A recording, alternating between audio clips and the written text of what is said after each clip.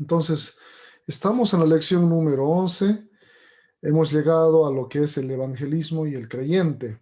Esta es una lección muy importante porque, si ustedes recuerdan, en la lección número 9, donde vimos acerca de la iglesia, eh, los tres aspectos fundamentales de la iglesia, o sea, los propósitos o para qué existe una iglesia, son tres, ¿no? Uno, glorificar a Dios a través de la existencia de la comunidad de hermanos. Dos, edificar a los creyentes a través de la instrucción de la palabra, ¿no? Lo que estamos, por ejemplo, haciendo ahora, se hacen también en las iglesias locales, es decir, ese es el propósito de la iglesia, edificar a los hermanos con la palabra. Y tres, otro propósito de una iglesia es evangelizar. Básicamente son esos tres propósitos que emanan obviamente de la palabra de Dios, ¿no? Edificar a los hermanos, evangelizar para glorificar a Dios. Y eso lo vemos en 2 Timoteo 3, 16, 17, cuando vemos los propósitos de la palabra de Dios, de la palabra inspirada por Dios. Así que si una iglesia no enseña la palabra de Dios de manera fiel, sistemática, todo el consejo de Dios, no solamente algunas doctrinas, sino todo el consejo de Dios, no está cumpliendo con su propósito. Y si una iglesia no evangeliza y no apoya el evangelismo, pues tampoco está cumpliendo con los propósitos de Dios, ¿no? Pero para evangelizar necesitamos saber el evangelio, y eso es lo que hemos visto en la anterior lección. Nuestro texto de esta lección, no sé si alguien lo tiene ahí memorizado, si se anima, alguien lo memorizó, si pueden enciendan sus cámaras para ver, alguien lo memorizó, alguien que lo quiera leer.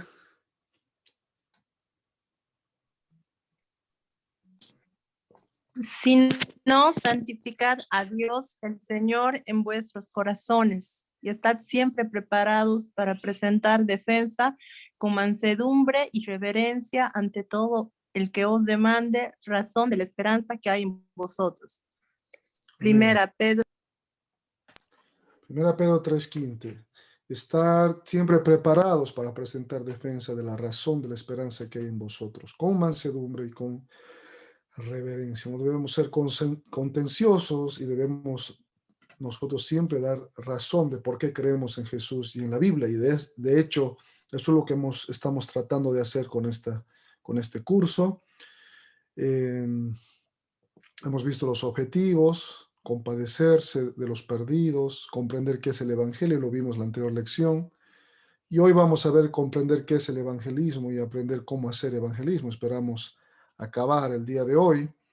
Y un aspecto central del evangelio, hemos visto que está definido en que Dios nos llama a testificar en su palabra, nos llama a testificar en su palabra acerca del evangelio.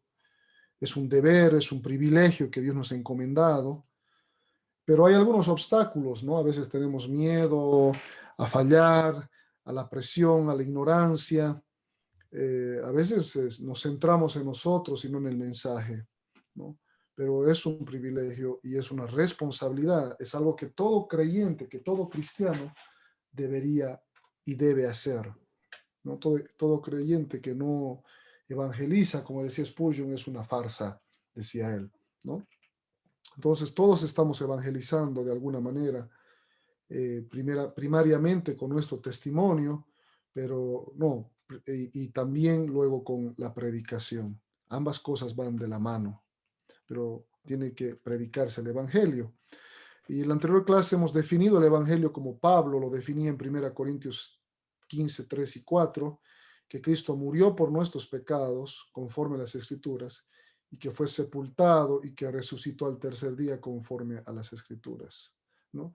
Y el corazón, el centro del evangelio es ese glorioso intercambio, como la canción que escuchábamos antes de empezar, cuando nuestros pecados son transferidos a Cristo en la cruz, y la justicia de Cristo, sus obras perfectas mientras Él vivió sin pecado, son transferidas a nuestra cuenta por medio de la fe. Ese es el corazón del evangelio. Es decir, somos investidos con la justicia de Dios. Eso significa que somos declarados justos Es una declaración legal como un título de propiedad, como tu carnet, tu acta de nacimiento. Dice, tú eres justo, perfecto delante de Dios, pero no por tu propia justicia, sino por la justicia de Cristo. Y ese es el corazón del Evangelio, y eso es lo que debemos anunciar, que es posible entrar al cielo solamente por la fe en Cristo Jesús, porque así podemos tener la perfección, la justicia de Dios, ¿no? Para entrar al cielo. Nadie puede entrar al cielo por obras o por su propia justicia. Necesitamos la justicia de Cristo. Por eso Cristo tuvo que encarnarse. Dios, la segunda persona de la Trinidad, tuvo que encarnarse, vivir una vida santa y sin pecado, un cordero sin mancha que fue a la cruz, murió y resucitó al tercer día para salvarnos. Entonces, Él pagó nuestro pecado ahí en la cruz. Él pagó nuestra cuenta, nuestra deuda. Ese es el Evangelio, que Cristo murió por nuestros pecados y que fue sepultado y que resucitó al tercer día. Y todo eso hemos visto también en parte en la lección 4, 5 y 6 específicamente, la salvación. Entonces, estos son los componentes del Evangelio, que los pongo así para una mejor comprensión. Lo primero que debemos comunicar cuando hacemos evangelismo, si tenemos el tiempo oportuno para hacerlo, a veces no se puede todo esto, pero podemos empezar por esto, es que Dios es el creador del universo, Génesis 1:1, ¿no? En el principio Dios creó los cielos y la tierra. Él es amor y misericordia, pero también es santo y justo. Y siempre decimos, a lo largo de este curso he dicho, que a veces se resalta solo los atributos de amor y misericordia de Dios, pero pocos resaltan los atributos de santidad y justicia y soberanía. Dios es amor, claro que sí. Dios es misericordioso, claro que sí, porque de tal manera amó Dios al mundo que ha dado a su Hijo, a Cristo. Pero también es santo y justo, no dará por culpable al inocente, ¿no? Él no va a aceptar a nadie pecaminoso, y Él no va a permitir que nadie que sea injusto entre a su presencia. Ahora, este Dios ha expresado esos atributos que hemos visto en la lección 3 en su ley. Él puede legislar, el creador puede legislar sobre su creación, así como el fundador de una empresa puede establecer los fundamentos de su institución, así como los fundadores de la patria han establecido la Constitución. Así también el Creador soberano puede legislar, y Él ha reflejado su voluntad, sus atributos en su ley, en toda la palabra de Dios, inicialmente en los 10 mandamientos y toda la Torá, pero luego ha completado esa revelación con todo lo que tenemos en el Nuevo Testamento. Así que él ha reflejado su ley allí, y también, según Romanos 1, en la conciencia de las personas. Incluso antes de Moisés en Sinaí, Él nos dio una conciencia. Antes de Moisés no había ley. Abraham vivió sin ley, pero fue justificado por la fe, fue declarado justo por la fe. Es decir, desde la creación, el ser humano tiene una conciencia de lo bueno y de lo malo. Entonces, Dios ha reflejado su naturaleza en su ley y en la conciencia de las personas de alguna manera. Obviamente que en la palabra de Dios es de manera específica e infalible, en tanto que en las conciencias es como la revelación natural de Dios, ¿no? Nos da conciencia de que Él existe. Entonces, eso es lo que debemos comunicar. Él es Dios y Él ha establecido su palabra. Ahora, Dios ha creado al hombre también. El hombre es una criatura de Dios, Génesis 1, 26 y 28. El hombre peca por naturaleza y por voluntad propia. Nacemos con el pecado original luego de Adán y Eva, Salmos 51, 5. En pecado me concibió mi madre, dice David, hablando del pecado original. No del pecado de la relación, sino el pecado original, porque los católicos tergiversaron ese texto, pero está hablando del pecado que se transmite de generación en generación luego de la caída. Romanos 3:23 dice, por cuanto todos pecaron, están destituidos de la gloria de Dios. Todos hemos pecado. Por esta razón el hombre es enemigo de Dios y está separado de Él. Efesios 2:1 dice, estando muertos en nuestros delitos y pecados, Él nos dio vida, ¿no? Éramos enemigos, lejos de Dios, siguiendo la corriente de este mundo, si ustedes leen Efesios 2:1 al 3. Entonces, estas son las malas noticias. Necesitamos indicar primero, antes de decir a la gente si quiere ser salva, debemos decir por qué tiene que ser salvo, ¿no? Porque la gente, todo el mundo quiere ir al cielo. ¿Quieres ir al cielo? Todo el mundo va a decir que quiere ir al cielo, ¿no? En general, digamos, obviamente hay excepciones, pero en general van a decirlo. Pero pocos van a reconocer su pecado. Entonces, primero necesitamos resaltar que delante de ese Dios santo y justo, el hombre es pecador, el hombre ha violado la ley de Dios y el hombre es enemigo de Dios. Y Dios está irado con él todos los días. Eso lo dice el Salmo 5, el Salmo 11. Como les digo, también Dios muestra ahí en su palabra. Por ejemplo, el Salmo 5, 4 dice, porque tú no eres un Dios que se complace en la maldad, el malo no habitará junto a ti, el malo no habitará junto a ti, los insensatos no estarán delante de tus ojos, aborreces a todos los que hacen iniquidad. Así como hay un texto que dice que Dios ama al mundo, hay otro texto en Salmos que dice que aborrece a los que hacen iniquidad, a los que viven en su pecado y en su maldad. ¿Me entienden? Entonces, eso es parte de la santidad de la justicia de Dios. Y eso es lo que debemos comunicar, que mientras estamos en nuestros pecados de manera en rebeldía, resistiéndonos a la justicia de Dios, a la oferta de Dios, estamos nosotros muertos en nuestros delitos y pecados, somos enemigos de Dios y por lo tanto Dios está airado, Dios aborrece a las personas que practican el pecado y rechazan a Dios. Entonces, una vez que hemos establecido qué es el pecado, ahora, ¿qué es pecado? El pecado es todo lo que es contrario a la naturaleza de Dios y a su ley, sea de palabra, de pensamiento, de acción o de omisión, todo lo que es contrario a su naturaleza santa y a su palabra. Eso es pecado, ¿no? Toda violación de su ley.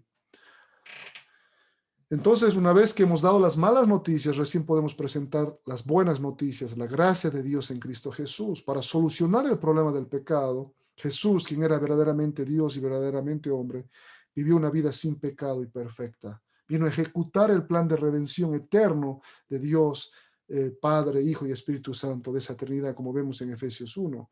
Él viene a ejecutar el plan de redención, a salvar a la humanidad para morir en lugar de todos los que creían en él. 2 Corintios 5:21. Ese es el intercambio. Al que no conoció pecado, por nosotros se hizo pecado, ¿no? Por nosotros se hizo pecado, para que fuésemos justificados, dice, por su justicia. 2 Corintios 5:21 es un texto clave también para el evangelismo, de ese intercambio que vimos la anterior lección y que vimos rápidamente ahora también. Dice, al que no conoció pecado, por nosotros se hizo pecado, lo hizo pecado, el Padre lo hizo pecado, para que nosotros fuésemos hechos justicia de Dios en él. Él no pecó, Cristo no pecó, pero cargó nuestro pecado para que su justicia fuese nuestra por la fe. Él ocupó el lugar que nosotros teníamos que ocupar en la cruz. Y él venció la muerte y resucitó para darles vida eterna. Porque de tal manera amó Dios al mundo que ha dado a su Hijo unigénito, para que todo aquel que en él cree no se pierda, mas tenga vida eterna. Fíjese cuán importante es la resurrección. La resurrección vindica, reivindica, establece que Cristo es Dios, que ha vencido la muerte. Allá en el Edén, el día que pecares, le dijo Dios a Adán y Eva, ciertamente moriréis. Y Adán y Eva pecaron y toda la humanidad cayó en maldición. Pero viene el segundo Adán, que es Cristo, Romanos 5:12, y Él es perfecto y cumple. Él es perfecto y cumple toda la ley por nosotros, ¿no? Entonces, la paga del pecado es la muerte, desde la caída en Génesis, es la muerte. Pero Cristo al resucitar demuestra que vence la maldición del pecado, vence la muerte misma. Por eso en 1 Corintios 15, Pablo dice, ¿dónde está, oh muerte, tu aguijón? ¿Dónde, oh sepulcro, tu victoria? Él vence la cruz. Esas son las buenas noticias, que Cristo vino a salvar a los pecadores, a los que estaban condenados. Esas son las buenas noticias. Pero como les decía, para resaltar las buenas noticias, necesitamos primero presentar las malas noticias, en el sentido del pecado, lo que dice la Biblia. Entonces nosotros podemos, en cierta conversación, estamos hablando de Dios y decimos, bueno, qué lindo que está el día, gracias a Dios. Y estás hablando gracias a Dios y de ahí sacas el tema y dices, ¿y usted conoce de Dios? ¿Ha leído alguna vez de Dios en la Biblia?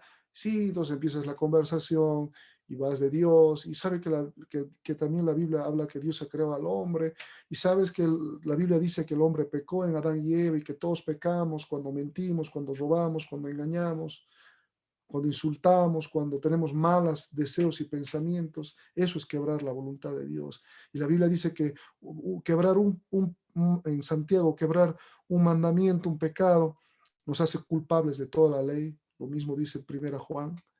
Y por un pecado estamos condenados al infierno. Entonces la gente va a decir, wow, tienes razón. Algunos, ¿no?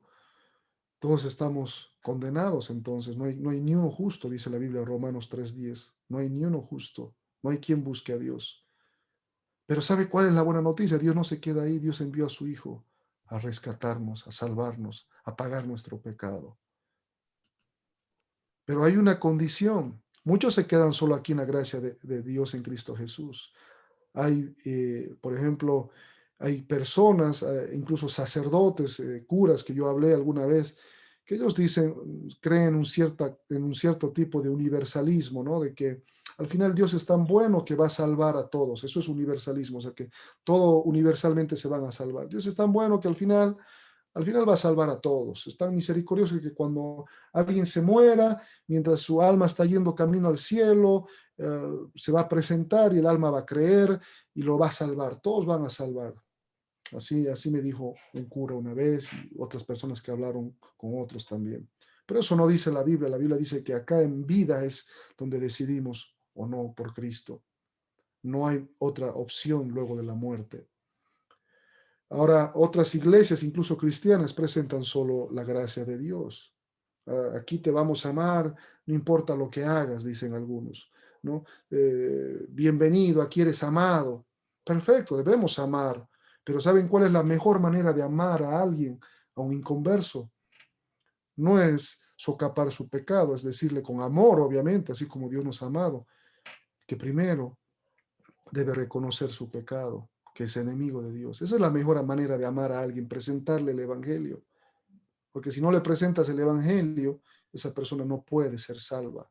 Y así le des mucho amor, muchos abrazos, muchos besos, o le regales bienes materiales, o le ayudes en su pobreza y hagas obra social, y vayas a los barrios y le entregues mucha obra social, muchos alimentos y mucho abrigo en invierno, perfecto, todo eso está bien si lo haces con una motivación correcta, pero esa persona, si no tiene el Evangelio, no le sirve de nada, no le sirve de nada. La mejor manera de amar al prójimo, primeramente, es presentarle el Evangelio. Y una vez que las presentó el Evangelio, luego puedes ayudarle materialmente o físicamente, o al mismo tiempo las dos cosas. Pero el punto es, si no le presentas el Evangelio, no lo estás amando, porque esa persona se está yendo al infierno. Y lo mismo en una iglesia, si no le hablas del Evangelio a los miembros, si no los confrontas con el pecado, de acuerdo a la Biblia, y los llevas a Cristo, no es aquí condenar por condenar, no es aquí señalar, no, sino llevar a Cristo, no estamos presentando el Evangelio. Pero hay una condición, fíjense, no solamente es que Dios nos ama y que te vamos a amar, sino que Dios siempre, el Evangelio siempre demanda algo, demanda arrepentimiento y fe.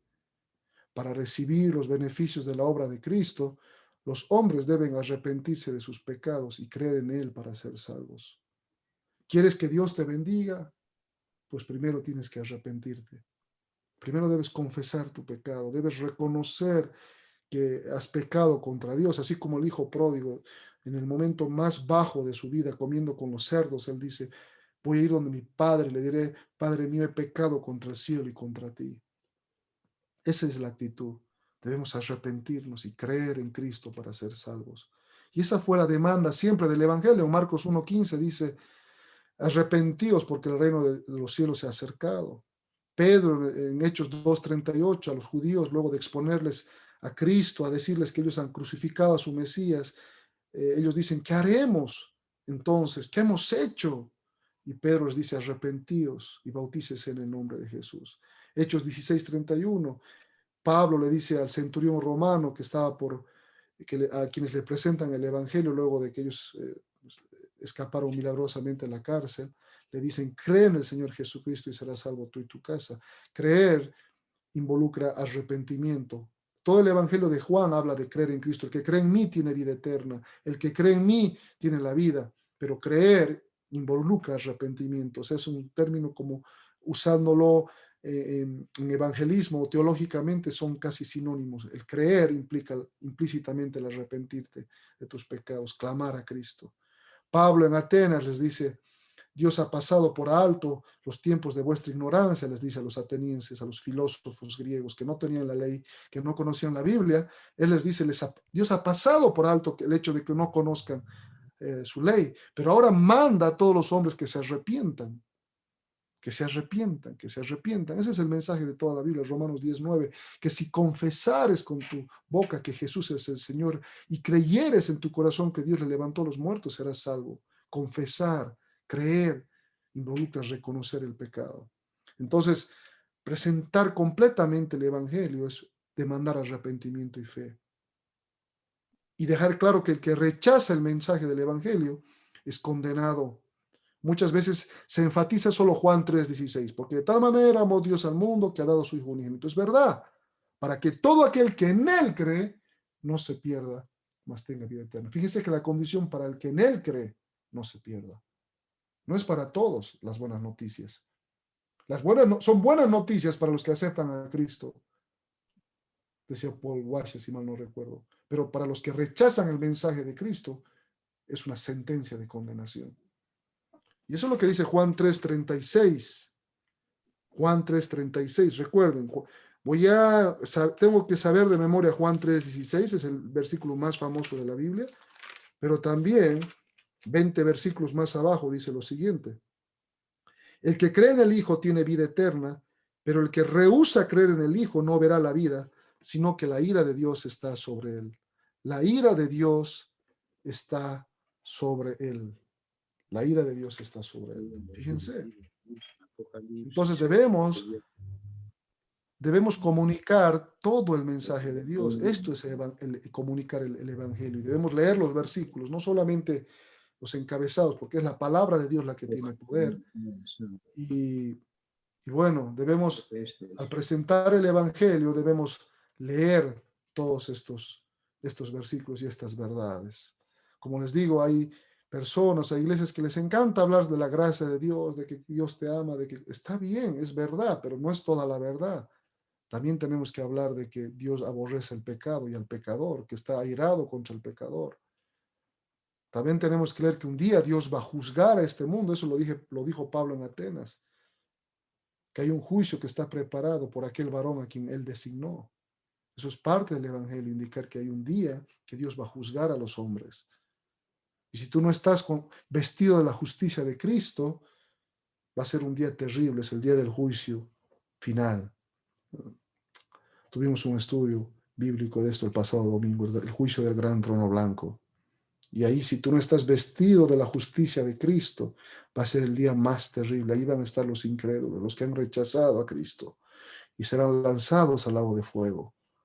Hay un infierno real. Jesús habló más del infierno que del cielo, porque quería que no llegues allí, que te arrepientas y crees. Y no hay nadie que esté en el infierno ahora que diga: yo quise creer en Cristo y Dios no me lo permitió. Yo quise creer en Cristo y Dios no me escogió. No, el que quiere ser salvo, el que clama a Cristo de todo corazón, como aquel ladrón en la cruz, puede ser salvo. Ahora, el que a mí viene no lo echo fuera, ¿no?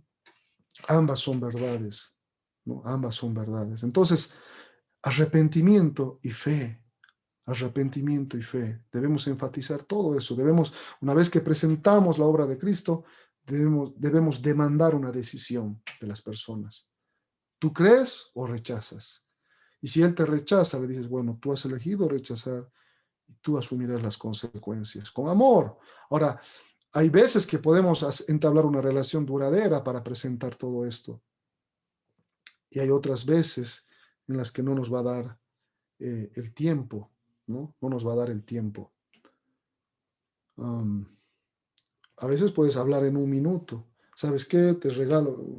A veces nosotros tenemos un Nuevo Testamento, el Ministerio de los Gedeones, puedes tener un folleto y decir, ¿me puedes dar un minuto? Pues, ¿sabes qué dice la Biblia? La Biblia dice que Dios nos ha creado, que somos hechos a su imagen, que Él nos amó al comienzo, que tenía comunión con nuestros padres Adán y Eva, pero ellos desobedecieron a Dios, engañados por Satanás, desobedecieron a Dios. Y a partir de ahí todos pecaron y todos pecamos. ¿Tú alguna vez has mentido? ¿Tú alguna vez has robado? ¿Has dicho una mala palabra? Bueno, eso es un pecado, has quebrantado la ley de Dios. Sabes que está mal. Ese es pecado y la Biblia dice, por cuanto todos pecaron, Romanos 3:23, estás destituido de la gloria de Dios. Un pecado te deja fuera, pero Dios ha mandado a Cristo Jesús a morir por nosotros en la cruz. Él ha vivido la vida perfecta. Por eso recordamos Navidad en su nacimiento, Pascua, su resurrección, su muerte y resurrección. Pero sabes que hay una condición. Debes arrepentirte y creer en Él, confesar tu pecado, reconocer como un pobre de espíritu, reconocer que necesitas un Salvador. Fíjense, en un minuto puedes presentar el Evangelio. Podrás luego tener otras relaciones donde puedes presentarle por días, por meses y hasta por años, pero hay personas que te encontrarás una vez en la vida y puedes darle en un minuto el mensaje. Ahora, ¿cuáles son las verdades que la mayoría de la gente no entiende? Y aquí quiero que me ayuden rápidamente. Bueno, no vamos a leer todo por cuestiones de tiempo, pero la mayoría de la gente en su estado caído, como estamos muertos en nuestros delitos y pecados, eso deben grabarse. La Biblia habla de eso, que nosotros nacemos físicamente, pero que espiritualmente estamos muertos en nuestros delitos y pecados. Nacemos con el pecado original, luego pecamos por decisión propia, por inclinación propia. Y por lo tanto, como dice 1 Corintios 1, la palabra de la cruz, el evangelio, es locura a los que se pierden. Dice Pablo en 2 Corintios 4:4 que el Dios de este siglo cegó el entendimiento de los incrédulos para que no crean. Entonces la gente no entiende las verdades del evangelio porque está muerta. La única manera que vea el evangelio es que el Espíritu Santo le dé vida y crean. Ahora, nadie, por ejemplo, la mayoría de la gente rechaza esta verdad o no entiende esta verdad, que el hombre no puede salvarse a sí mismo. La mayoría de la gente piensa que puede hacer algo por su salvación. Eso está en Marcos 10:26. No sé si alguien rápidamente puede leer, si tenemos que Ellos se acabar hoy. asombraban, ¿Ya? dice, ellos se asombraban aún más, diciendo entre sí, ¿quién pues podrá ser salvo? Entonces Jesús, mirándolos, dijo, para los hombres es imposible, mas para Dios no, porque todas las cosas son posibles para Dios. Todas las cosas son posibles. Algunos dicen que pueden salvarse a sí mismos por sus buenas obras, como el joven rico que se acerca a Jesús. Este es el pasaje del joven rico. Él pensaba que podía salvarse a sí mismo por sus buenas obras. Él dijo, yo soy un hombre bueno.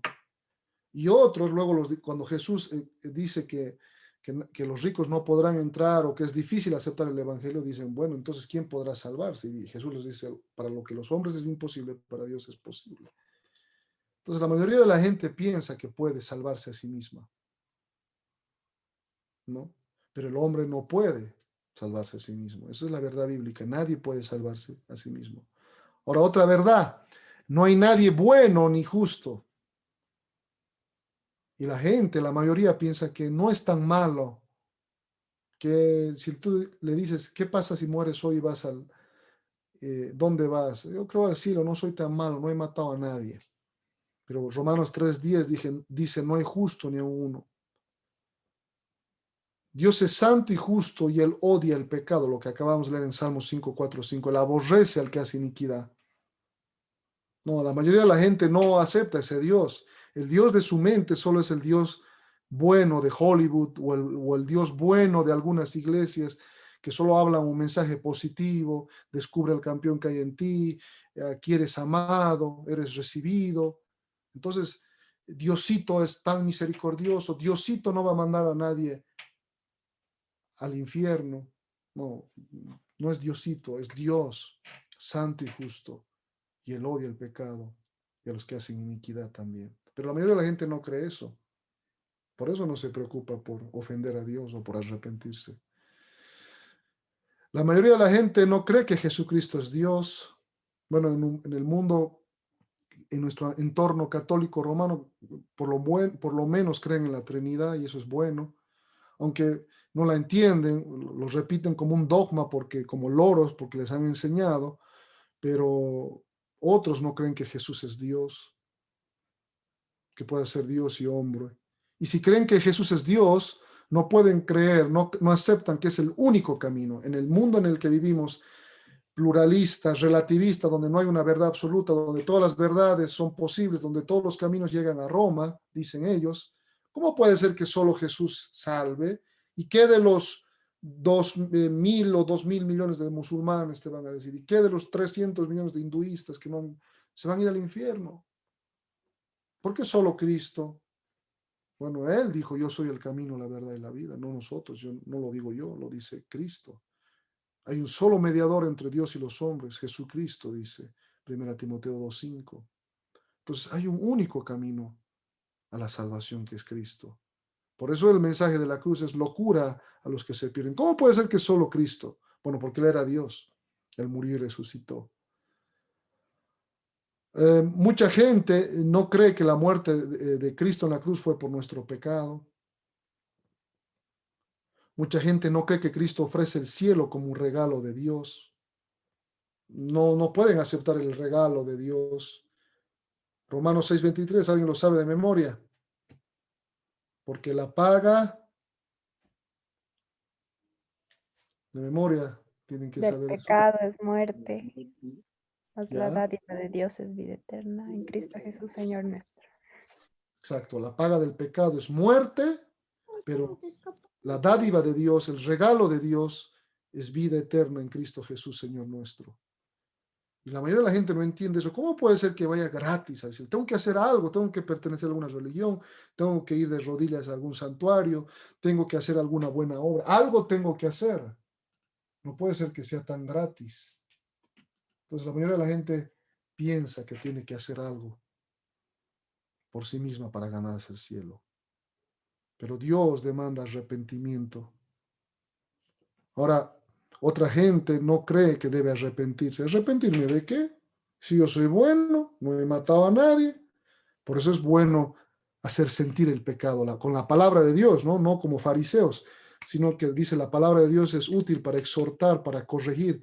Mira, acá la palabra dice que si has mirado a una mujer para codiciarla, ya has adulterado, y eso es pecado, y ese pecado te lleva al infierno, un pecado te lleva al infierno.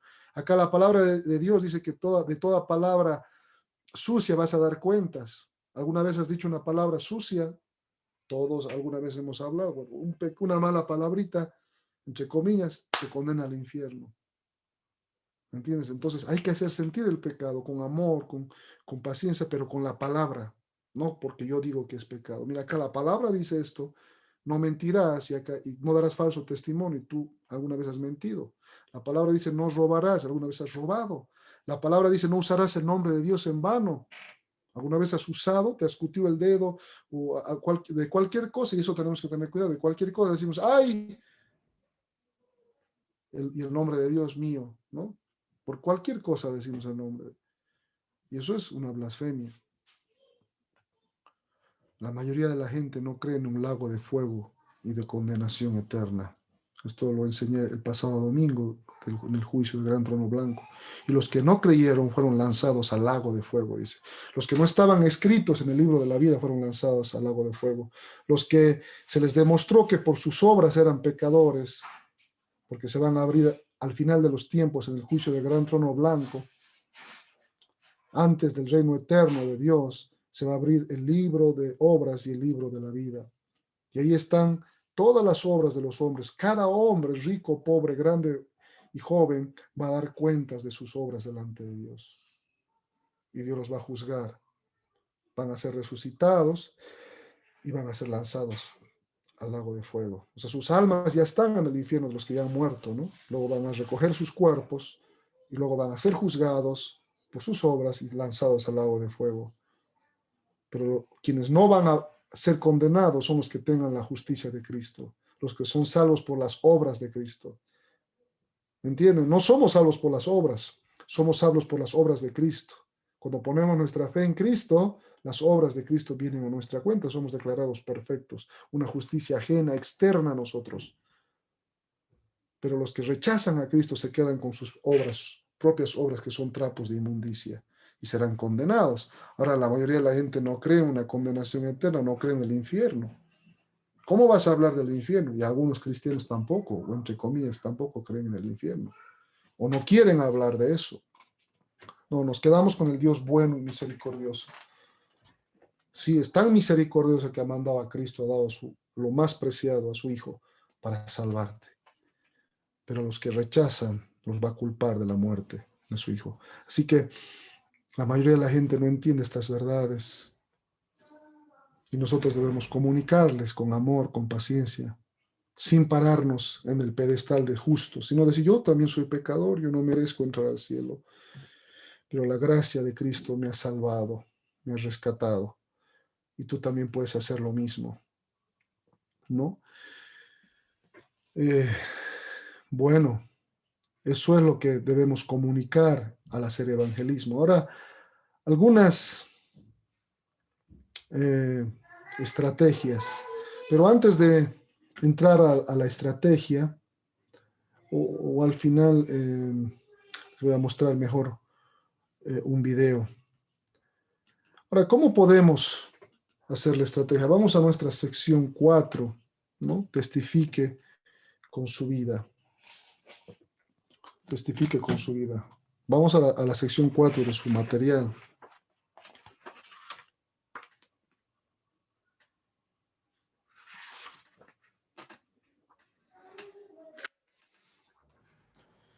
Inciso A. ¿Qué tipo de vida debemos vivir y cómo debe verse el mundo exterior según Filipenses 2, 14 al 15? Alguien que ha llenado, vamos voluntariamente, y si no, luego. Hoy es Staley. Puede seguir aquí.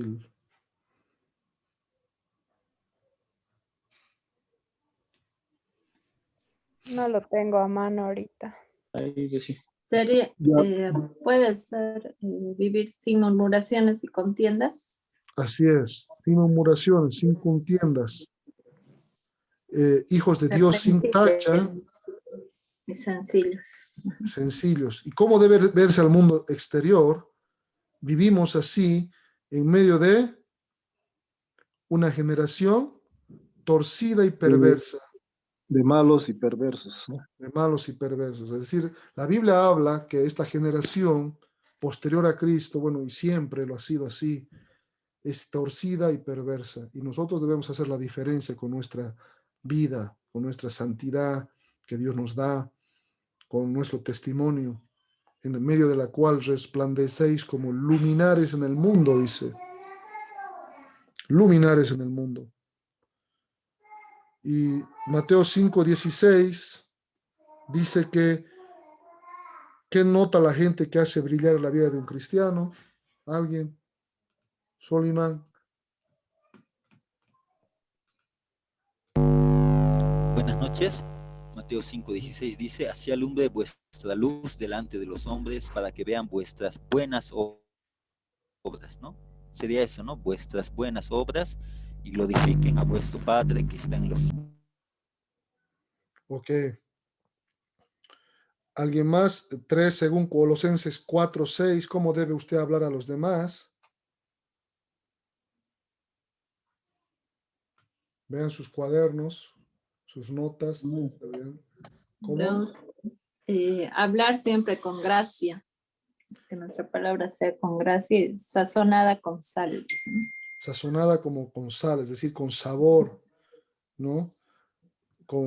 Y más que con sabores, preservándose, la sal era usada en ese momento para preservar de la podredumbre. Entonces nuestra boca no puede ser podrida, sino sana, debe dar sabor y debe preservar de lo podrido, y siempre con gracia. O sea, al presentar el Evangelio debemos mostrar gracia, ¿no? Y comunicar la verdad del pecado, de la condenación y todo eso, del arrepentimiento y fe requerido, pero siempre con amor, sabiendo que nosotros estábamos ahí, sabiendo que un día nosotros tal vez hemos resistido al Evangelio y luego, después en la gracia del Señor, Dios nos ha abierto los ojos, el Espíritu Santo. Lo mismo debemos tener paciencia con los demás. Ahora, aunque el resultado del evangelismo depende de Dios, nuestras vidas deben igualar al mensaje. Nuestras vidas deben ser igual al mensaje de salvación que proclamamos, ¿no? Como decíamos siempre, no puedes decir vender esos productos de adelgazamiento y tú estar con sobrepeso, ¿no? Nadie te creería, ¿no? Que tus productos enflaquecen. San Agustín, un gran teólogo del siglo IV, decía, predica de lunes a domingo y si es necesario habla. Y aquí lo que quería era resaltar el testimonio más que el hablar. A veces somos prontos a hablar, pero nuestra vida no está respaldando el mensaje que decimos, ¿no? Ahora, no se confunda esto, porque mucha gente agarra esto y dice, no, pues solo con tu testimonio no es necesario hablar. No, lo que está queriendo resaltar Agustín es el testimonio, pero sí hay que hablar también, pero ambas cosas, ambas cosas. ¿Sí, Solimán? Una consulta, profe. ¿Sí? Digamos, uno mismo hace su esfuerzo, ¿no? De dar buen testimonio, de hacer las cosas bien, ¿no? Uh-huh. Y predicas, hablas a veces con los amigos en la U, ¿no? En el trabajo. Y un detalle, ¿no? Pasa que una persona que se dice que es cristiana de otra iglesia da mal testimonio. Y ni siquiera es una persona, digamos, un hermano, ¿no? Es un pastor. Pucha, complica, ¿no? La situación, porque las personas que ven ese mal testimonio dicen, todos los evangélicos son así, ¿no? O por eso yo no creo, ¿no? Todos igual son hipócritas, ¿no? Hacen cosas malas y ¿qué hacemos ahí, digamos, ¿no? No quiero dar más datos, pero por ejemplo hay ya un hombre si tiene su esposa está bien, ¿no? Pero si ese mismo hombre tiene unos tratos raros con una mujer que no es su esposa, la gente habla mal, ¿no? No es correcto. Sí. Y se dice no solo hermano, sino pastor de otra iglesia, ¿no? Y pucha, ahí es complicado, ¿no? Un poco. Sí, entiendo. Yo al menos enfrentaba eso, ¿no? Sí, entiendo. En ese caso, bueno, nosotros no podemos responder por la vida de otros, ¿no? Y ahí debemos decir, bueno, yo te estoy hablando del mensaje, ¿no? Y obviamente yo puedo responder por mi vida, no por la de otros. Y si lo otro está viviendo una vida, pues no porque él lo haga así, todos necesariamente caen en lo mismo, ¿no? No porque un médico es malo, todos los médicos son malos, ¿no? Entonces, ahí es bueno decir, bueno, Dios lo va a juzgar a ese hombre y es muy probable que ni siquiera sea un verdadero creyente, pero yo te estoy hablando del mensaje del evangelio que se dirige a ti. Tú no pongas la excusa del otro. ¿Qué vas a hacer tú con este mensaje? ¿No? ¿Qué vas a hacer tú? ¿No? Buenas noches, Pablo. Soy Sí. Patricia. ¿Cómo Buenas están, noches, hermano? Patricia. ¿Cómo va? ¿Cómo Mucho están? gusto. Qué gusto, mejor dicho, escucharlos de nuevo. Sí, estábamos conversando con Sergio, justo que tampoco nosotros podemos asegurar que nosotros no vamos a fallar cuando estamos dando el evangelio a la persona, porque también nosotros somos pecadores justificados, pero Exacto. también vamos a poder fallar. Entonces, que no se vuelque la mirada a nosotros. Eso no quiere decir que no seamos buen testimonio, sino que la mirada sea al mensaje que estamos dando, ¿no? Así es, correcto. Es bueno aclarar, sobre todo cuando estás evangelizando en medio con amigos, con familiares, o sea, que te van a ver mucho tiempo, ¿no? Otra cosa es evangelizar en una plaza, en un auto, en un taxi, en un avión, no te van a ver más, les das el mensaje, no saben de tu vida, pero Tal vez evangelizar a compañeros de trabajo, a compañeros de colegio, de universidad o de familia es otra cosa. Pero en ese caso es bueno aclarar, ¿no? Yo no soy perfecto, soy pecador y aún siendo creyente peco. La diferencia es que ahora ya no me gusta pecar. Antes yo pecaba, hablaba una mala palabra, hacía cosas y me iba a dormir tranquilo, pero ahora cada vez que o se me escapa una mala palabra o no sé, en mi debilidad peco con algo, de acción o de pensamiento, pero ahora ya no puedo estar tranquilo, el Espíritu Santo me redarguye y confieso mi pecado, pero voy creciendo a la medida de Cristo. Y es bueno aclarar esto, acuérdense bien de este juego de palabras, de esta frase: el cristianismo no se trata de perfección, sino de dirección. No es que somos perfectos, sino que nos dirigimos hacia el cielo, hacia Cristo, creciendo a la medida de la estatura de Cristo. Vamos a seguir pecando, pero ya no por gusto, ya no practicando, ya no deleitándonos, jactándonos del pecado, sino doliéndonos del pecado. Y vamos a pecar porque somos humanos. Y es bueno aclarar eso, ¿no? Y decir, yo también soy pecador. No te hablo yo como el santo que nunca peca, pero sí un día me he arrepentido de todos mis pecados. Un día he reconocido que necesito un Salvador, ¿no? Y es bueno aclarar eso. Pero eso que no sea excusa para seguir pecando, ¿no? Deliberadamente. Ahora, debemos orar para ser un instrumento para honra, santificado, útil al Señor, dice Pablo. Debemos orar, Señor. Dios no quiere vasijas de oro, de plata. Dios usa vasijas de barro para honrar, para santificarnos, para ser útiles para el Señor, ¿no? Eso es lo que somos nosotros, vasijas de honra. Somos vasijas de barro, pero Dios quiere limpiarnos para su obra. Ahora, ¿qué más debemos? Todo evangelismo comienza con el testimonio y comienza con la oración. El evangelismo es una cuestión espiritual, no se trata de nosotros, no se trata del mensajero, no se trata de cuán bien tú hables, cuán gran predicador seas. Obviamente es bueno hablar bien, prepararse, pero hay muchos testimonios de salvación con algunos versículos, ¿no? Es principalmente algo espiritual. Entonces debemos orar por oportunidades y puertas abiertas. Eso está en su material. ¿Cómo oraba Pablo? Vemos acá en el 4BC. ¿Qué dice?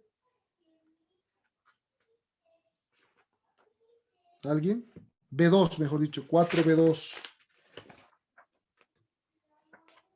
¿Qué pidió Pablo a los colosenses? ¿Que oraran? ¿Qué han puesto ahí?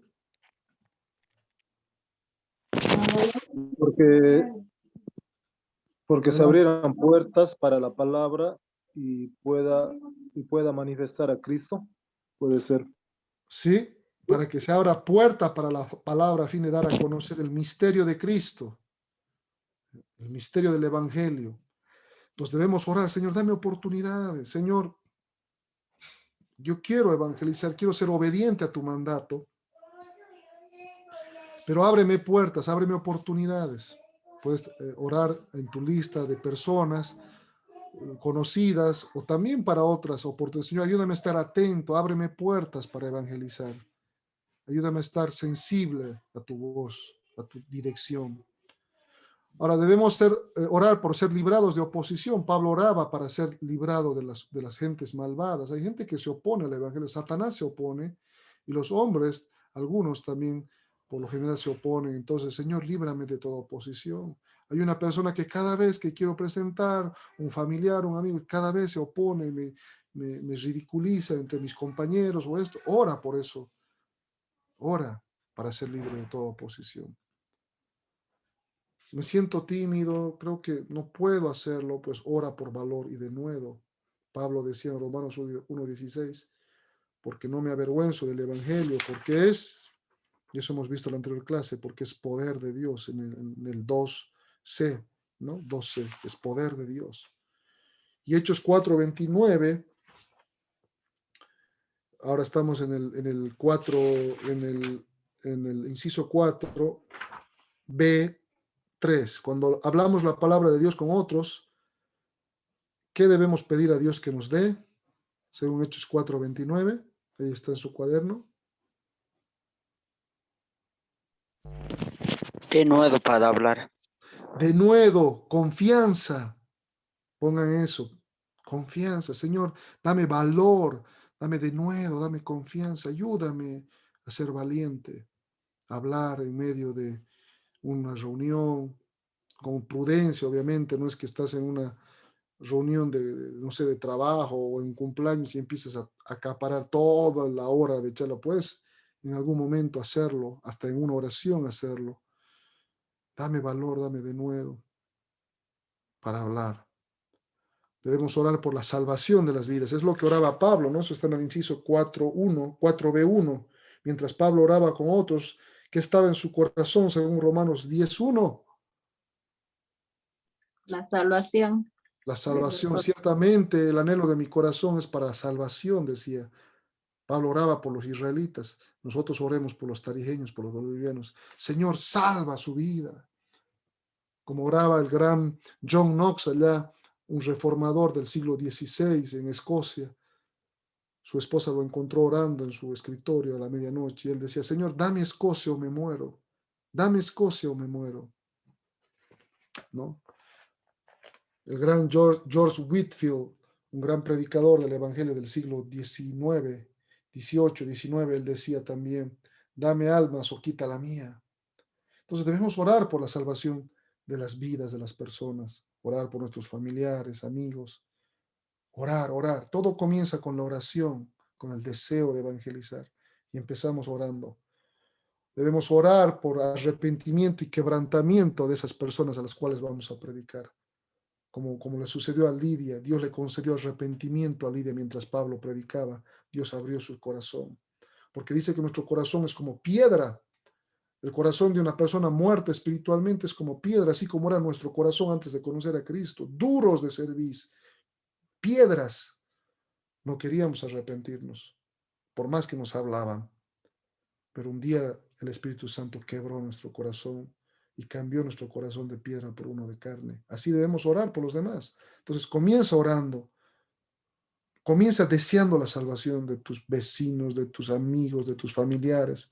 Por más que no lo sientas, ora, ora. Dame amor por las almas, Señor, dame amor, porque eso es obediencia a su mandato.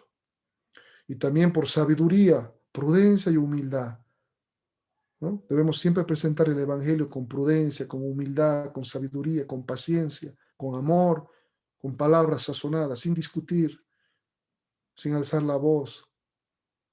Debemos orar por ello también. Señor, dame sabiduría para dar la palabra adecuada, para que deba callar cuando me provocan o deba hablar cuando tenga que hablar. Ayúdame, Señor.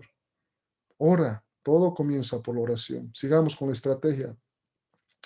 Inicia una relación y conversación. Puedes plantear una pregunta inicial de contacto y relación. Primero tienes que conocer a la persona, sobre todo si esa persona la vas a ver a posterior, ¿no? Incluso cuando estás sentado en un avión, debes preguntarle su nombre, cómo te llamas, cómo estás, sonreír, tratar de congraciar y decir, ¿cómo está? Buen día. Mi nombre es Pablo, mi nombre es, no sé, Patricia, Cecia. ¿Cuál es su nombre? ¿Cómo está? Mucho gusto. Ah, muy bonito el viaje, ¿no? Sí, qué lindo el día, qué lindo el viaje. Ojalá que lleguemos todo bien, ¿no? Sí. Y vamos a simular esto, ¿no? En un viaje, ya sea de flota, de avión o de taxi. Entonces, ¿cómo está? Sí.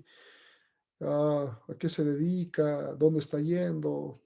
¿No? Obviamente con prudencia. Hay gente que se puede sentir que invadida, ¿no? Pero sutilmente, sí, yo estoy viajando a ver a mi familia por trabajo. ¿Usted qué hace? ¿Qué tal? Vas tomando una relación. Presta atención cuando te habla, ¿no? Con tu postura física y visual, préstale atención. Y luego planteas una pregunta espiritual exploratoria. Tú estás todo el rato pensando, comienzas haciendo una pregunta, una conversación normal, pero en tu cabeza dices, ¿en qué rato hago el puente hacia el Evangelio? Por ejemplo, si ella habla de, se ha dado cuenta que han matado a tal persona, ese joven que se tiró del edificio con la novia. Entonces tú puedes decir, ay, sí, qué feo, ¿no? Qué mal que está esta juventud, nuestra sociedad en sí misma, en general, tanta maldad. tanta violencia. Sí, y ahí tú puedes decir, sí, precisamente hay tanto pecado. Y ahí tú puedes decir, sí, la gente ha dejado tanto los valores buenos. ¿Sabe usted que la Biblia, y ahí haces un puente al pecado, que la Biblia habla de esto, que va a venir, que se va a incrementar la maldad, y puedes ahí hablar del pecado? ¿Sabía que la Biblia dice que es pecado matar, que es pecado mentir, y que Dios ha dado la Biblia? ¿Me entienden? Pues, dependiendo de del tema, puedes ir al pecado, luego ir a Dios y luego bajar a la oferta de Cristo. Si alguien te habla de Dios, dices qué lindo, y te dice Dios te bendiga, tú dices, bueno, le sigues hablando de Dios y luego le enganches con el Evangelio. Acuérdate del Evangelio. Dios creó, Dios dio su ley, Dios creó al hombre, el hombre viola la ley de Dios, peca y está condenado y necesita el remedio para el pecado, que es Cristo, la gracia de Dios en Cristo Jesús, que en la cruz Él cargó nuestro pecado, pero luego Él demanda arrepentimiento y fe. Entonces tú estás viendo cómo hacer el puente al Evangelio.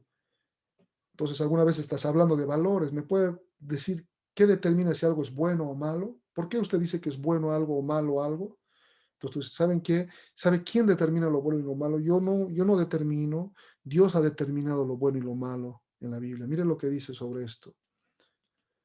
Qué hermoso día que Dios nos regaló, ¿no? Le puedes decir. Y ahí sacas el tema de Dios y luego su ley y luego la Biblia. Lo que les decía hace rato de la maldad y la violencia. Luego, una última pregunta.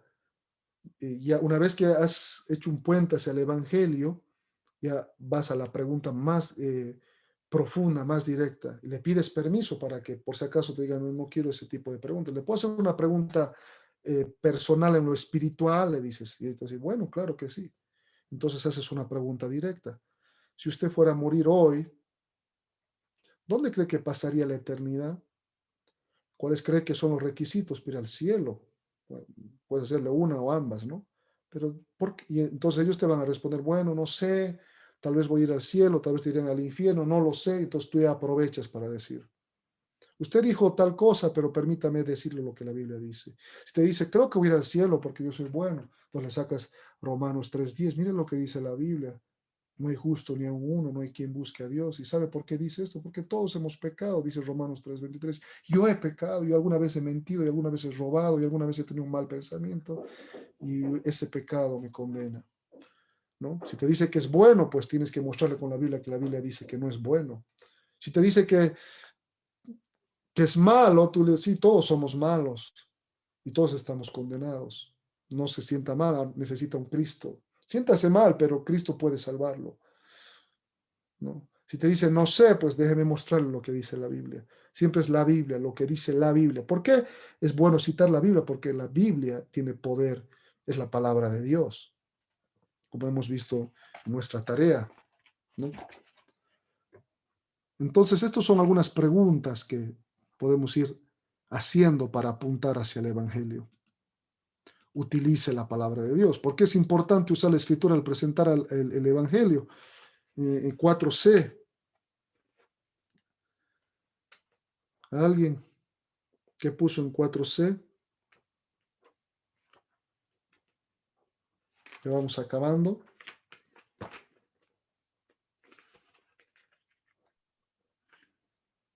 ¿Qué parte, Pablo? ¿Decías 4C? 4C, 4C1. ¿Qué hace Ya. la palabra de Dios? Penetras a partir del alma y el espíritu, ¿no? Discierne los pensamientos y las intenciones del corazón. Amén. La palabra de Dios es viva y eficaz y más cortante que cualquier espada de dos filos.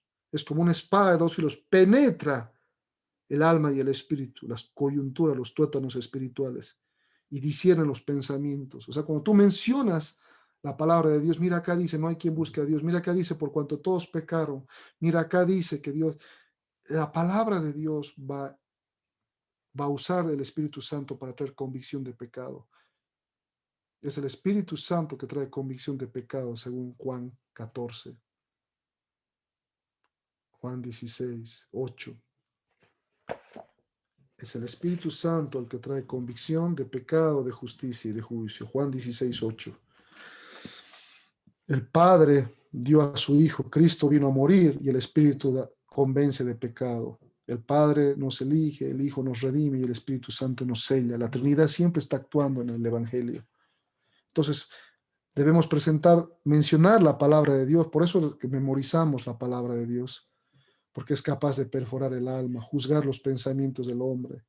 El Espíritu Santo usa su palabra, ¿no? Por eso es importante evangelizar con la Escritura, como hemos visto, ¿no? Como hemos visto en base a los elementos, ¿no? del Evangelio, los elementos del Evangelio. Así que por eso memorizamos la palabra. No es que hablamos nuestras ideas ni nuestros pensamientos, hablamos la palabra. Y eso es lo que hacía Pablo, miren, en Hechos 17, 2, 4. Y Pablo, declarando y exponiendo por medio de las Escrituras que era necesario que el Cristo padeciese y resucitase de los muertos, y que Jesús, a quien yo os anuncio, decía él, es el Cristo. Y algunos de ellos creyeron. Por medio de las Escrituras él les mostraba que Cristo tenía que morir, resucitar. Y algunos creían. Ahí hay la importancia de usar la palabra. Charles Spurgeon, el príncipe de los predicadores, allá del siglo XIX, el predicador inglés, decía esto: cada cristiano es un misionero o un evangelista, o es un impostor. Cuando un hombre ha ganado amor hacia los pecadores que perecen y aman a su bendito maestro, la salvación de las almas será una absoluta pasión para él. Cuando entendemos de dónde Dios nos ha sacado y entendemos las prioridades de Dios, y si decimos amar a Dios, pues la salvación de las almas va a ser nuestra prioridad y nuestra pasión. Tanto le entusiasmará que casi se olvidará de sí mismo en pro de la salvación de otros. Será como un valiente bombero a quien no le importa chamuscarse por el calor con tal de rescatar a la pobre criatura que Dios le colocó en su corazón. Va a hacer todo para presentar el Evangelio, va a orar, y si lo llaman a la medianoche va a ir, si le despiertan de la siesta se va a esforzar, ¿me entienden? Entonces, todo, como un bombero rescatando a alguien que se está incendiando. Y así debemos ver al mundo, y así debemos ver a los que se pierden, están muriéndose en medio de las llamas, están camino al infierno, las llamas del infierno, están siendo sofocados por el calor, y Dios nos ha mandado a rescatarles, a decirles, ¿sabes qué? Te estás quemando, tengo que sacarte de acá. Obviamente con el Evangelio, ¿no? Presentándoles a Cristo. Eso es evangelismo. Usamos la palabra de Dios. Esa debe ser nuestra prioridad. Donde estemos, en el trabajo, en el deporte, donde estemos, esa debe ser nuestra prioridad. Por último, cuando hemos hecho nuestro trabajo bien, hemos presentado el Evangelio, hemos hablado de Dios, de la ley, de la Biblia, del pecado, hemos hablado de Cristo, el Salvador, por su gracia, por su muerte en la cruz. Y luego hemos llamado al arrepentimiento y le hemos dicho, si tú crees, Dios te da vida eterna, pero si lo rechazas, vas a ser condenado. Una vez que hemos sido fieles en eso, hemos hecho nuestro trabajo, lo que Dios nos ha mandado, entonces debemos descansar en Dios y dormir, lo que el hermano John MacArthur habla, la teología del dormir.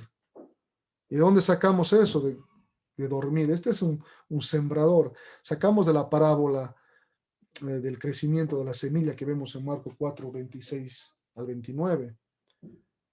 Dios compara la semilla del sembrador con la palabra de Dios, con el Evangelio. El sembrador somos nosotros que tiramos la semilla, el Evangelio.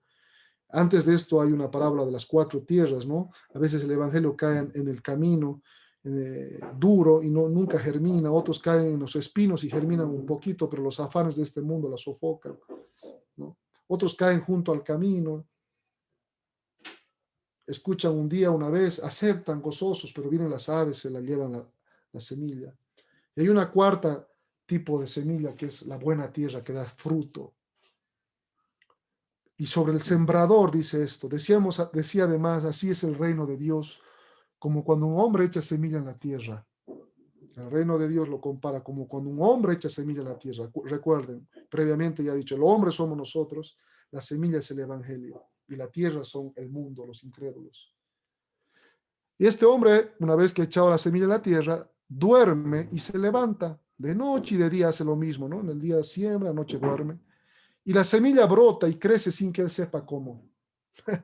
La semilla crece misteriosamente. Porque de suyo lleva fruto la tierra, primero hierba, luego espiga, después grano lleno en la espiga, va germinando. Y cuando el fruto está maduro, enseguida se mete la hoz porque la siega ha llegado. Por eso Pablo decía, yo sembré, no se peleen, desde yo sembré, Apolo os regó, pero el crecimiento lo ha dado Dios. Nuestra tarea es sembrar la semilla. Nuestra tarea es obedecer a Dios, presentar el Evangelio fielmente. Y Dios se va a encargar de hacer crecer esa semilla. El Espíritu Santo va a hacer crecer esa semilla en sus escogidos, en la gente que ha creído en el Evangelio.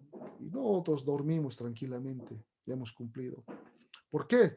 Porque el poder del Espíritu del Evangelio no se encuentra en el mensajero. No es por cuánto nos afanemos nosotros, por cuánto hablemos nosotros, por cuánto queramos convencer a la gente. No, el poder del Espíritu del Evangelio está en el mensaje fielmente predicado. Tú predica fielmente el Evangelio con tu boca, con tu vida, y deja que Dios haga el resto. Duerme, tranquilo, descansa, que el Señor, mientras tú estés durmiendo así como esta imagen, aquí el campo está creciendo por el poder de Dios, del Espíritu. Así que como aplicación y para terminar, es bueno que ustedes redacten su propio testimonio. Recordemos que el testimonio no es evangelismo. A veces pensamos que por contar el testimonio de nosotros ya hemos evangelizado. Lo podemos usar para evangelizar en ciertas partes cuando presentamos el evangelio. Por ejemplo, cuando dices, la Biblia dice que todos somos pecadores. Mira, un pecado es esto. Por ejemplo, yo era pecador en esto, no me daba cuenta. Entonces usas parte de tu testimonio para reforzar el evangelismo. Es pre-evangelismo. Este es mi testimonio rápido. Es bueno saber cómo era tu vida antes. Y me gusta comenzar con esto. Dios no tiene nietos, solo hijos. La salvación no se hereda. Cada generación debe decidir por Dios. Aunque la luz entra, cree en el Señor Jesucristo y tú y tu casa serán salvos, sin embargo, cada uno debe tomar la decisión. La luz va a entrar, pero cada uno tomará su decisión. Ese fue mi caso. A pesar de haber nacido en una familia cristiana evangélica y conocer intelectualmente el evangelio desde niño, e incluso ser bautizado, mi vida no daba frutos de arrepentimiento genuino y duradero. Todavía amaba las cosas de este mundo. Por lo tanto, no era un verdadero cristiano. Andaba medio tibio, ¿no? A veces frío, a veces caliente, siendo cristiano. No era ni muy pecador, ni muy mundano, nunca rechacé el evangelio, ni la iglesia, me encantaba la iglesia, todo lo que es la iglesia, pero al mismo tiempo no era muy consagrado. Andaba con mis amigos del mundo y también con los de la iglesia, en buenos lugares y en malos lugares. Pero un día escuché una predicación que confrontaba mi pecado con un predicador, un hermano, Felipe Troen, que hablaba del yugo desigual, de no andar con gente que no es creyente y que nos inclina al pecado, ni con amigos, ni con novias, ni con nada de eso. Y eso confrontó mi situación en ese momento. Y el Espíritu Santo trajo convicción de pecado a mi vida esa noche. Y ya no podía dormir. Y me hizo nacer de nuevo. El Espíritu Santo me hizo nacer de nuevo. A través de la palabra. Fíjense qué importante es. Él habló de ese pecado con amor, con su propio testimonio. Y eso, boom, golpeó mi mente. Y yo estoy en el mismo pecado. Yo estoy en una relación incorrecta. Y eso me hizo nacer de nuevo. El Espíritu Santo me hizo nacer de nuevo. Ya no pude dormir esa noche, la otra, hasta que confesé mi pecado y lloré en arrepentimiento y creí definitivamente en Él con fe salvadora. Luego que el Espíritu Santo te hace nacer de nuevo, puedes creer, confiar y declarar tu pecado.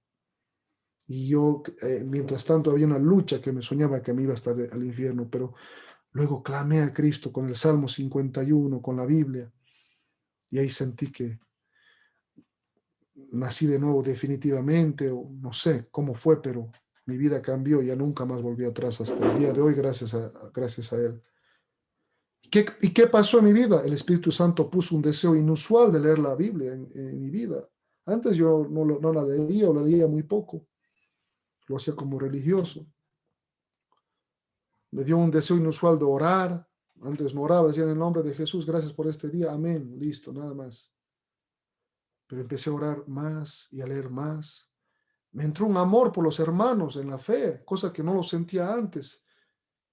Veía a un hermano y quería abrazarlo y decirle, disculpe porque yo lo he hecho quedar mal, aunque no me conocía o me conocían pocos ahí en la iglesia. Me daba ganas de decir, perdónenme, yo he sido un mal ejemplo, perdónenme.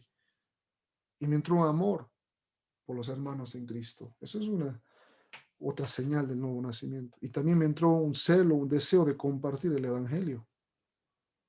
Ahora quería anunciar el evangelio a todos. Y empecé a alejarme de esos amigos, de esas amistades y dejar las cosas que me apartaban de él. Empecé a odiar las cosas del mundo, lo que me apartaba. Me acuerdo, yo era futbolista, jugué casi a nivel profesional, me encantaba ver el fútbol y a veces dejaba de ir a la iglesia por ver el fútbol. Y en ese momento de mi vida me entró asco, no podía ni ver en ese momento, ni prender la computadora. Escuchaba música de todo, cumbias, bailaba. Ese momento ya no quise, me dolía el alma. No podía escuchar esa música. Sobre todo la música que tiene letra que ofende a Dios, ¿no? Que la letra actual de las canciones, todas son pecaminosas. Ahora puede haber canciones bonitas que no son pecaminosas, pero en ese momento solo estoy describiendo lo que yo sentía. No quería saber ni de amigos, ni de tele, ni de computadora, ni de música. Me daba asco todo. Dios me destruyó todo lo que me alejaba de él. Y bueno, aún ahora cuando peco, como digo, no soy perfecto, y es lo que decía la hermana Patricia, y debemos aclarar eso, y por eso lo puse ahí antes.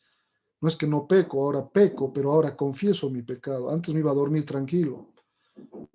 Ahora, si no es inmediato, puede pasar un día, una semana, y leo la Biblia, y Él me convence y lo confieso.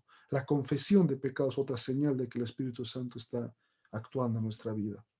Entonces, no se hereda la fe cristiana. No somos salvos porque mi papá era creyente o pastor o lo que sea, ¿no? Porque éramos buenos, porque si alguien me miraba a mí, yo era un hijo que yo nunca he dejado de ir a la iglesia, era un creyente, iba a la iglesia, me gustaba ir a la iglesia, nunca negué la iglesia. No era un borracho, no era un promiscuo, no era drogadicto, nada de eso. Pero si alguien me veía de afuera, decía, este es un buen muchacho, deportista, cristiano, no está en grandes cosas, estaba con mi papá en mi casa, pero cuando el evangelio tocó mi vida, la palabra, me sentí el más grande pecador.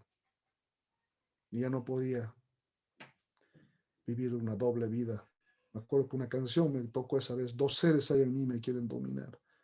¿Me entienden? Entonces no se trata de ser bueno, no se trata de ni siquiera ser nacido en una familia cristiana o ir a la iglesia, no. Debes sentir que has nacido de nuevo, debes sentir el pecado, debes oler las llamas del infierno y cómo Dios te ha rescatado.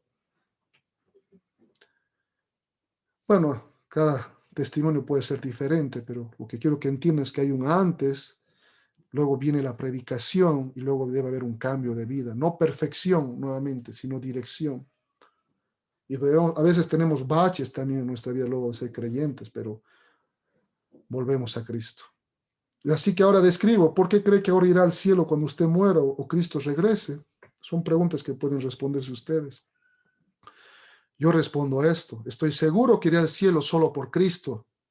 No porque yo sea bueno o justo, sino porque Él me salvó por su gracia. Él puso arrepentimiento y fe en mi vida. Ni siquiera es mi propia justicia, mi propia fe. Él me dio fe para creer en Él. Así que iré al cielo por la obra que Jesucristo hizo por mí en su muerte y en su resurrección. No merezco ir al cielo. No merezco. Merezco el infierno igual que los demás. Pero por la gracia de Dios, de Cristo, soy salvo por su gracia. Me arrepentí, puse la fe en Él y Él me salvó. Y ahora puedo entrar al cielo. Si me muero hoy, voy al cielo, no porque sea bueno, sino por las obras de Cristo. No por mi justicia, sino por la justicia de Cristo. Porque he creído en Cristo. Así como el hombre en la cruz, el ladrón en la cruz, creyó y Jesús le dijo, hoy mismo estarás conmigo en el paraíso. No es por obras, es por fe. Entonces es bueno tener este testimonio y a veces lo vas usando en el evangelismo.